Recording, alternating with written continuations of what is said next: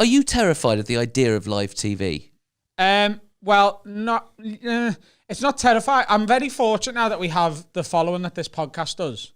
Because if I get in trouble for something I say, like, I can't talk explicitly about it on this. I'll talk to you afterwards, and I will talk about it more on a Patreon episode. But I had a little problem earlier this year with contractually. Basically, I'd put a joke out on the internet, and someone I was in a professional relationship with were like, take that down, and I said, no, I'm not setting that precedent. So it's the freedom of this podcast. We if something's funny on this, we say it, and that's why it's doing well, because our listeners are like, it's like two mates in the pub. So I'm not terrified of it, because I feel like anyone who follows me and likes me, if I said something wrong on live TV, they'd love it even more. And no, but that is the thing, is just of accepting it. I've spent I think I was listening to the Ishan episode. Yeah. And there was a moment that I went, God, that's so true, of you think most comics, and I did this, of being very good and very nice, and then you reach a point in your career, you go, oh, fuck it, I just want to say what I want to say. Yeah. You've started like that. Oh, no, Dan, you were talking about it, Dan, that you have censored yourself, and you're trying to censor yourself less now. I think this has given me the almost like the platform to just go, oh, this is actually my sense of humour, because I want to be employable on the circuit, and the circuit hasn't come to see me. Yeah. The circuit is Claire's birthday. It's a work do from fucking Nando's or whatever. And then all of a sudden they're like, that's offensive. Yeah. And you're like... But Adam, you do that thing of being, saying outrageous things early in your career. It's a very good move. Because old thingy, Russell Brand, I remember watching him first doing... Big Brother's Little Brother or something. Yeah. And I would go, fuck, where did the balls come from to do something? So he would suddenly go, as Nietzsche said. And I'm going, you're doing Big Brother's Little Brother and you're talking shit. And it's so brave. And I just wish I'd been braver really early in my career, because I find now I'm brave. What happened for me really in that regard is, like, the two comics that made me want to do stand-up were Jason Manford and Kevin Bridges. And they were my gateway drugs into it. Yeah. And I'd already watched like Richard Pryor and Peter Kay and Lee Evans before that, because my mum was a huge comedy fan. They got me into comedy. But then as I sort of developed as a comic, I started to discover a lot more American comedy. And my favourite American comedians are sort of... We've covered this a million times on this show about, like... The comics who will say something that they don't necessarily believe, but they've found an argument for it. Yeah. And I'm obsessed with like courtroom dramas, and I love how a lawyer will defend a defendant even though he knows they're guilty, because he can do it. So if I can pick the side of an argument and go, this is what I believe, and here's how I can make it funny, even if I don't actually agree with it, I'll just do it, because that's better comedy to me. Is here's what I think, and 200 people in the audience go, no, we don't like that. And then 5 minutes later, they can see where you're coming from, and they've laughed along the way. I prefer that type of stuff. But also, it's that relaxation of people seeing somebody being really true to themselves. I think I think that's the internet is the great the end of the gatekeepers. Yeah. So the BBC is paid for by the license fees, and they have to read your script before they allow you to say these things. The internet will kill the BBC. And I'm not even saying I don't respect the BBC for what they've achieved in broadcasting and everything, but that set of rules for comedy is crippling, and that'll die away. And this is why this is exciting, because it feels like we're on the winning team early with this level of production. You can't say that. You can't say that. People are grown-ups. Yeah. They'll decide what they like and don't like. Oh, you couldn't possibly say that because Marjorie from fucking Tewkesbury isn't going to listen to this shit. Well, then she shouldn't listen. Well, I had that. But do you have that with that thing of how you want to be perceived as a? Because I realised I've got I got lots of following from doing shows that were like Live at the Apollo, which is all heavily edited, or Bake Off Extra Slice and funny jokes about cakes and being sweet and all the rest. Not so edgy. Edgy, that demographic. But online, I'm getting much more political and much more unpleasant. And I remember Jason Manford wrote something, and someone and I quite like saying something political, and I lose fans. I go, that's good, because I'm not weeding out people who disagree with me. It's basically they disagree with me with no sense of humour, then you should go, because I don't want you coming to my shows and going, oh, he's horrible about Trump and all the rest. And this woman said to Jason Manford, I used to like Hal Cruttenden, but then I followed him on here, and he's far too political and rude. And I said, I am not rude. Fuck you. But it was just that thing of when you're a younger comic, and I still see it in young comics going, hello, I'm having a great time on the show, and they're doing that, and I know they will get older and reach a point of going, I wish I'd just been fucking brave enough to go, oh fuck this, and be outrageous, and because those are the people that become superstars. That's why Adam's gonna. No, you can be a superstar too. But it's different. It is a different era. Yeah, because I'm 87. It's a different era now, and I think young comics look up and go, right, who do I want to be like? And if the acts like look up and go, oh, these guys are just saying what they want. I grew up in an era where you were like, whoa. Yeah. If you want to do this and you want to do that, you've got to please these gatekeepers. I think now also, it's like, fuck, just do what you want. At the root of it, like what you're saying is a lot of comics early on, the comics are two things. The first thing is they're people pleasers, or they want to be. So they lean towards that because that's the safest thing. But really as well, we all just want to be ourselves and be told that it's okay. Because when you go on stage with a false persona, this is certainly what was happening to me. I was doing stories that weren't true, that I'd just made up, and it's getting a big laugh. But I'm like, well, that's not really true. But then when I go on stage, I go, here's what I think. It's self-obsession. I want to hear my own opinions and get laughs for it. And those jokes, you only need to get a 7 out of 10 for that to feel better than a 10 out of 10 laugh for something that is not actually real. We are this is the most self-obsessed job. This is why when people talk about retraining, I can't do anything else, because I believe the only job I can do is stand on stage and talk about myself and express my opinions. I'm the most self-obsessed person in the world. I can't prove that, because when other people talk, I don't really listen. But no, I do this, but there was nothing else. I couldn't be. I was saying I couldn't be a police officer, because I'd be going, well, where were you on the night of the murder? I know where I was. I was in a lovely little all-you-can-eat place. Or a doctor going, I don't think you'd live past April, which is incidentally when I'll be in Tuscany. But this is seriously true. This is how bad my self-obsession is.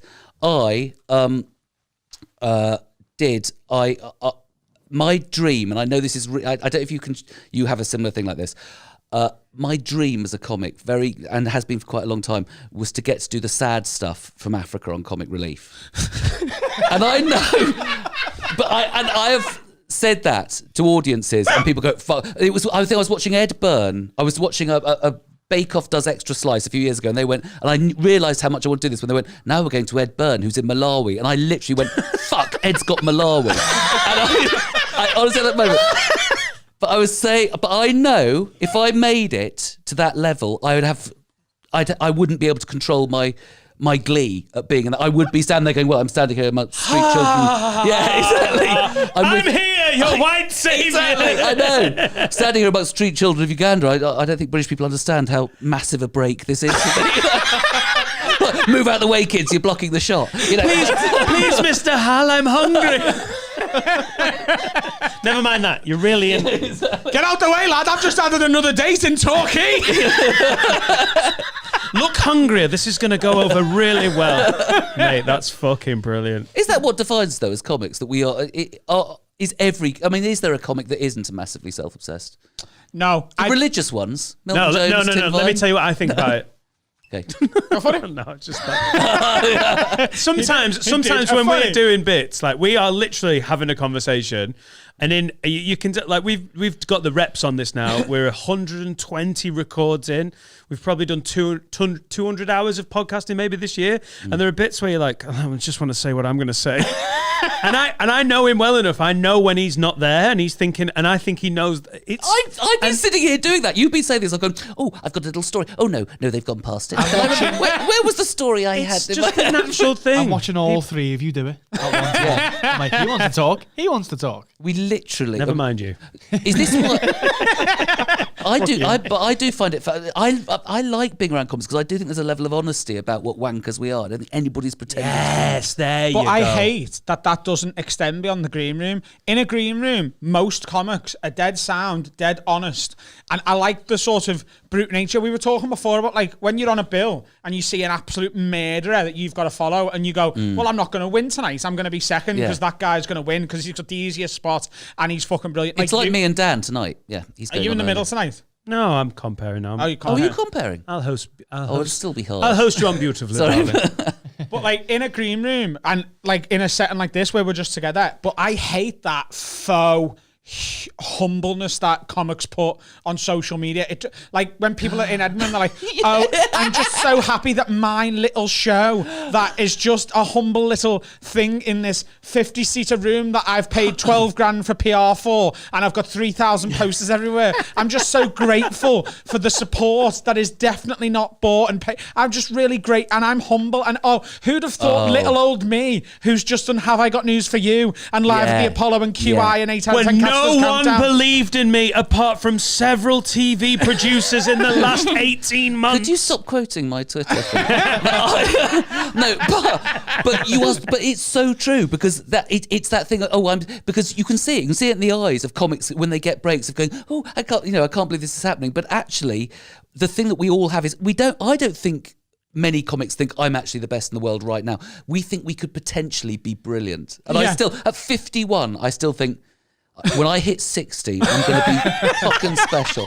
And I think, so I don't think it's that arrogant. It is actually just going, I don't think I'm brilliant now. I just think I've got the potential. I love the Johnny When does it go, though? When does it go? When you're 75 going, it's got to happen soon. Honestly, if I haven't got in enough name drops on this show. Yeah.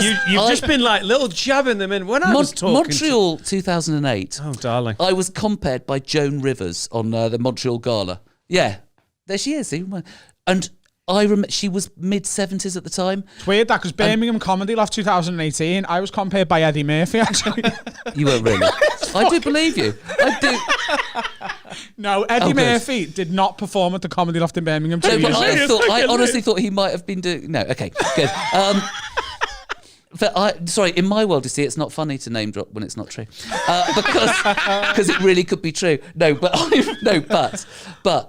And I thought, and I remember thinking, I hadn't seen her for a few years. I think she'd done a Live at the Apollo a few years before. And I thought, she's comparing this. That on and off. She's mid to late 70s. Is she that good? She was devastatingly good. She was the best act by far. She was doing Montreal stuff. She was so fucking on it. And really sweet woman as well. Really lovely. She was backstage. She was like, isn't that great? Nobody died. It's fantastic. And she was out there just bang, bang, bang. And it inspired me. Made me go, just keep going. Because if you can keep alive and standing up and be able to speak, comics get... George Burns, wasn't he like 90? Yeah, but these are generational talents. Like, there's a reason a fucking Joan Rivers is on our wall. These are generational talents that didn't do gigs that made them hate comedy. This is my big thing about where we're going, my career's going. Adam and I have got different career trajectories. I just want to get to a point where I can say no to those ones where I know that kind of gig. The ones where it's just badly run, the lighting, sound, shit, the promoter doesn't give a fuck, the bill's crap, people are knobheads because they're selling tickets to idiots on Groupon. I don't want to do those gigs anymore. If you can weed those out, I think you could get to 75 because you'd be like, I love stand-up. I love doing stand-up. As long as you don't have those soul-destroying nights where you're like, what am I doing here? This is grim. That's how you keep going. Because Joan Rivers was massive by the time she was my age. Just she was don't not going, do. I'll make it. So she was already big. If you hate corporates, 30s. don't do corporates. If you hate comparing, stop comparing.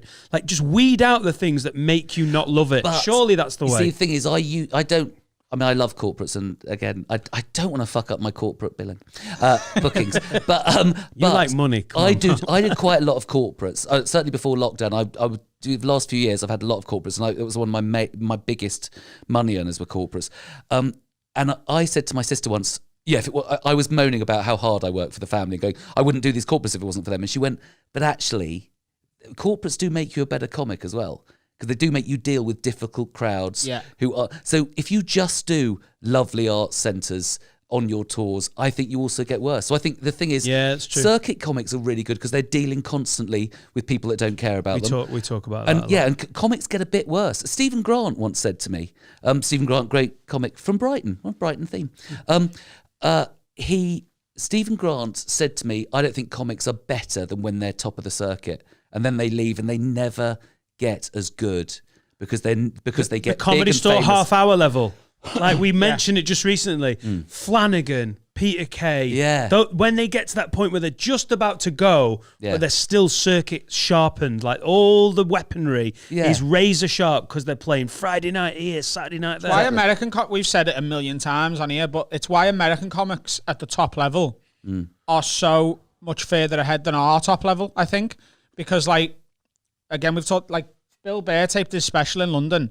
2 weeks later, he was at the Comedy Store in LA, and he's doing new stuff because he's straight back in, and his stuff before it goes on to his hour-long tours, and that American model of, you want to try new stuff? Get in the club. You want a new bit? Get in a club. Don't book an art centre and fill it full of people who love you. Go to the people who are just like, it's $27 tonight, and I don't know who's on. Yeah, that's why we're doing Manchester tonight, isn't it? Exactly. Just because we just want to give the fans a little surprise. Oh my God, Dan Nightingale and Hal Cruttenden tonight. I slightly took this gig tonight. I mean, I'm doing things just to keep gigging, just to keep going. It's but COVID rules, Hal. What? I'd play your garage for 25 quid at the moment. Exactly, but also I quite like the fact of being able to say I drove to Manchester, drove to Runcorn, did a podcast, drove to Manchester, did a gig, then drove home tonight because I'm saving money on a hotel. And I feel quite heroic doing that. Because lots of people go, that's a very long drive. Clap for comedians. It's like my daughter's in Leeds. My wife, I will drive her up, drop her off and drive home again. My wife will drive her up and have to stay over because it's so stressful to be...